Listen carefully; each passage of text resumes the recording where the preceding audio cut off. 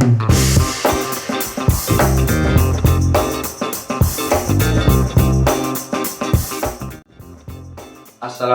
warahmatullahi wabarakatuh. Perkenalkan, nama saya Muhammad Ibrahim Sayuti.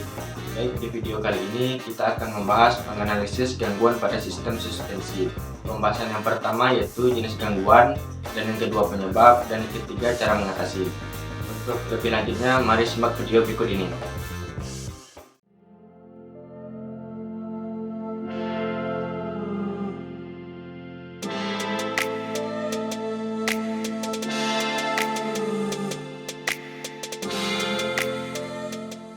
Jenis gangguan yang pertama adalah seal shock bocor. Penyebab dari kebocoran seal shock adalah seal karet yang mengeras sehingga menjadi ketas. Kondisi ketasnya seal ini akan dengan cepat membuat seal ini patah. Debu atau kotoran yang masuk ke celah-celah kecil sehingga mencapai as shock breaker. Cara mengatasi untuk langkah pertama yaitu buka cover bodi kendaraan, dan selanjutnya buka baut tahanan selang rem. Dan yang ketiga, buka kaliper menggunakan kunci L bintang. Untuk selanjutnya yaitu lepaskan roda kendaraan.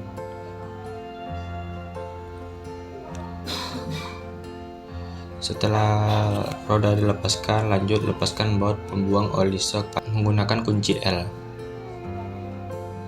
yang berukuran 6.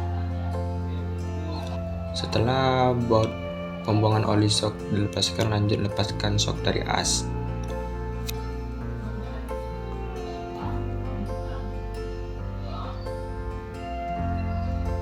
Setelah dilepaskan,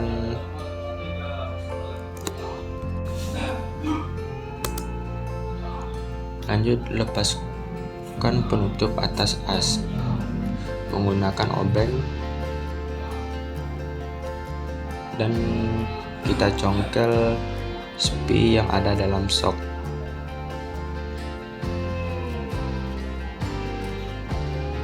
Setelah spinya dilepaskan, lanjut keluarkan penutup batang shock.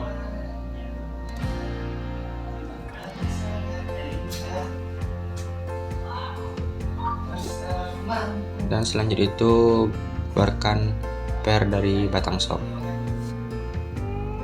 Setelah bersih, lalu kita congkel penutup seal debu menggunakan obeng min.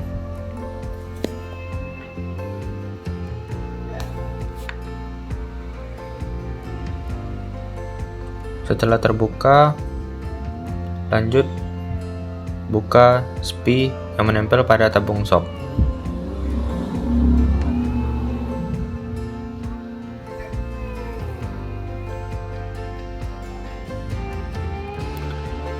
Dan setelah terbuka, lanjut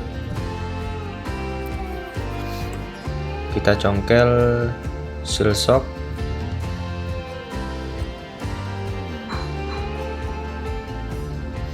dengan cara yang pertama, alaskan menggunakan kain agar seal shock tidak lecet.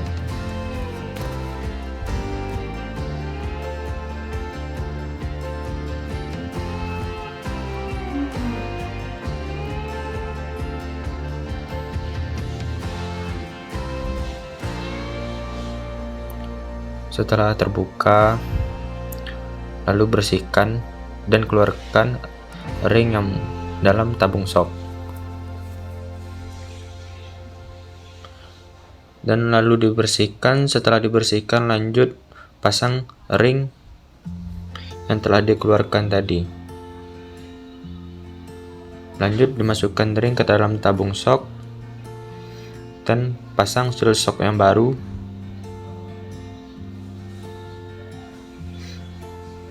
Dan sedikit dikasih oli agar licin.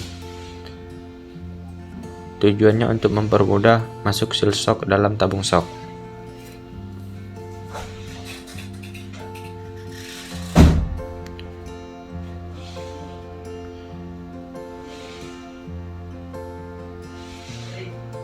Untuk menekan seal shock baru masuk ke dalam tabung shock, yaitu dibantu dengan seal shock yang lama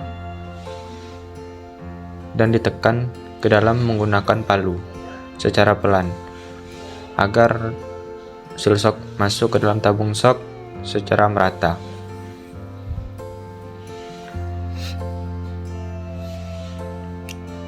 Dan setelah terpasang, lalu pasang kembali spi tabung shock.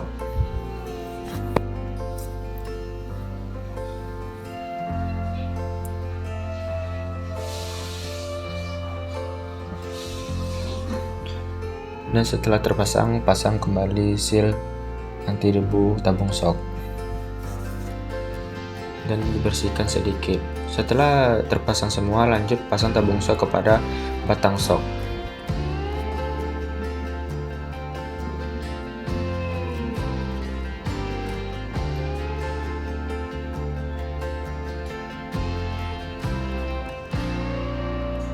Lanjut setelah terpasang, pasang baut pengunci tabung shock menggunakan kunci L.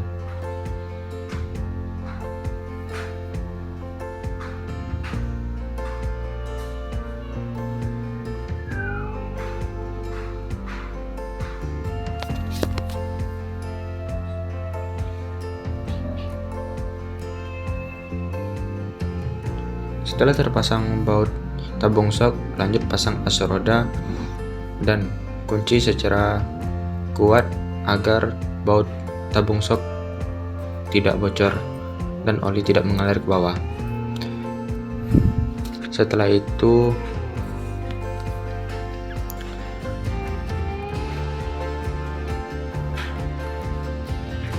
masukkan oli shock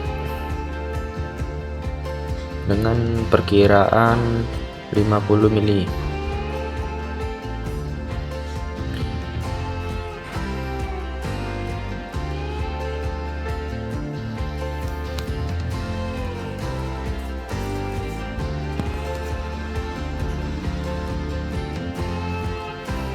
Setelah cukup, dimasukkan ke dalam berukuran 5 mili, lanjut masukkan oli shock ke dalam shock.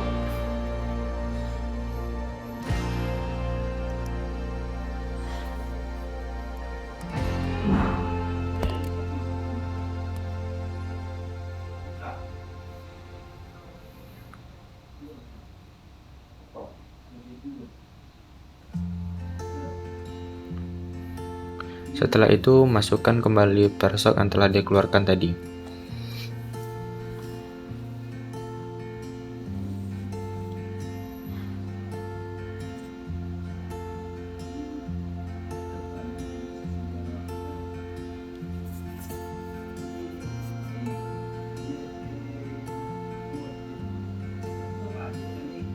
Setelah persok dimasukkan, lanjut pasang penutup batang shock dengan cara ditekan menggunakan obeng flash.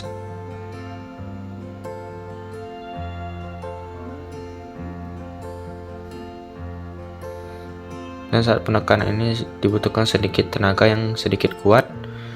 Setelah penutup shock masuk ke dalam batang shock, lanjut pasang spi untuk menyanggal penutup shock agar tidak lepas.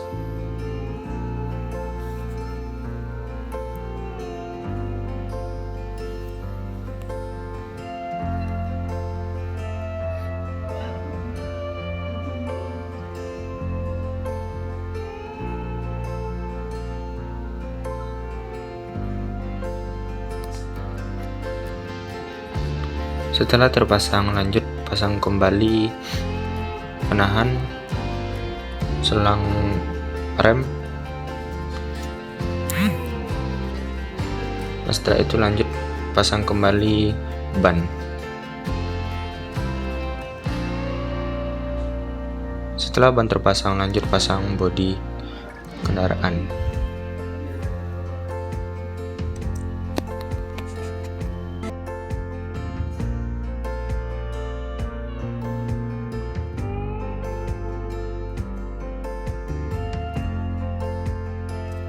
Penyebab shock depan keras biasanya karena terlalu banyak minyak pelumas yang digunakan. Shock breaker sendiri merupakan suatu alat peredam kejut yang ada pada sebuah kendaraan. Komponen tersebut bekerja dengan meredam hentakan permukaan jalan sehingga akan membuat berkendara menjadi nyaman. Bisa kita bayangkan, apabila kendaraan bermotor tidak memiliki shock breaker, pasti kendaraan sangat tidak nyaman dipakai. Parahnya lagi, hal ini akan membuat badan pengendara terasa sakit karena tidak ada peredam yang mengontrol permukaan jalan. Jadi, jika shock breaker masih terasa keras, bisa kita atasi dengan secara sederhana. Yaitu dari sini gerakannya nanti akan lebih panjang.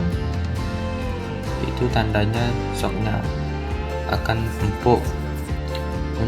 Untuk oli shock yang semakin banyak, maka shock akan semakin dalam masuk ke dalam tabung shock.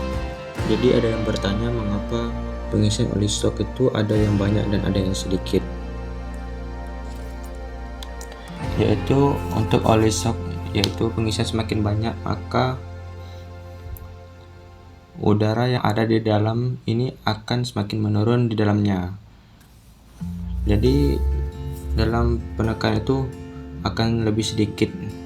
Dengan banyak yang ada di dalam tabung ini, maka ia akan semakin empuk. Dengan harapan dengan banyaknya udara bisa jadi banyak pantulannya.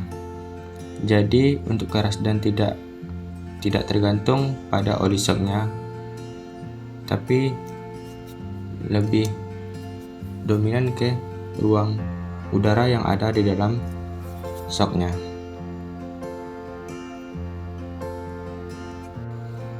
Jika pengisian oli terlalu sedikit, maka akan terjadi hentakan yang akan menimbulkan shock. Siapkan tutup botol air mineral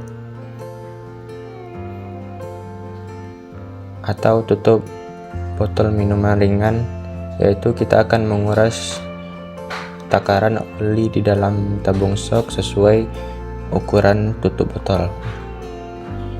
Jika pengurangan oli shock yaitu sebanyak tutup botol, itu akan berpengaruh terhadap shock breaker. Dan lanjut buka baut shock breaker bagian bawah. Buka secara perlahan agar oli shock tidak tumpah langsung ke bawah,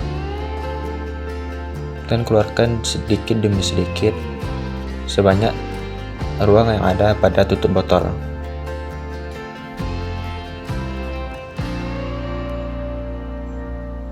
Jika sudah cukup, maka lanjut tutup kembali baut shock breaker.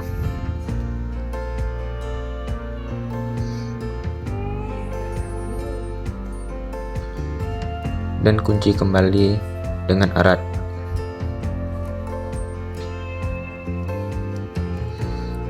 Dan ini pengurangan oli shock yang telah kita keluarkan sebanyak ruang yang ada pada tutup botol. Dan lihat hasilnya, shock breaker saat ditekan. Jadi shock breaker yang telah dikurangi oli pada saat tadi sebanyak ruang tutup botol, shock breaker akan menjadi empuk kembali. Baiklah, itu saja pembahasan materi kita dalam video kali ini. Mohon maaf kalau ada kata-kata yang salah. Semoga video kali ini bermanfaat. Saya akhiri. Assalamualaikum warahmatullahi wabarakatuh.